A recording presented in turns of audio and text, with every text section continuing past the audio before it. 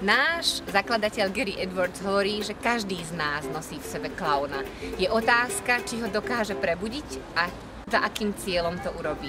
A či vôbec to potrebuje, hej, ako keby vôbec k tej svojej misii alebo ďalej svojmu remeslu.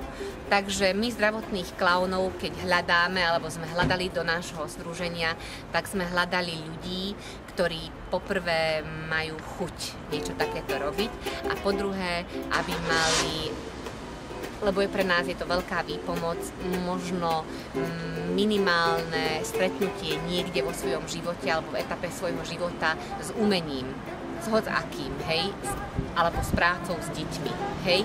Pomáha to, lebo ako keby herci, aktóri sú zvyknutí na kontakt s tými ľuďmi, nemajú takú tú hamblivosť, hej.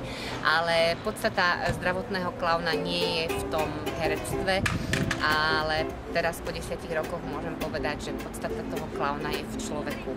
V človeku, ako pristupuje k tomuto poslaniu a že nakoľko dokáže byť empatický a tvárny, nakoľko dokáže byť prístupný a nakoľko dokáže zabudnúť na seba ako na ego a nakoľko dokáže iba vnímať tú realitu, v ktorej sa nachádza.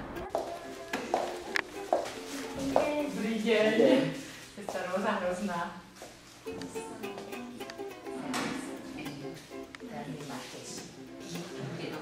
Doktor!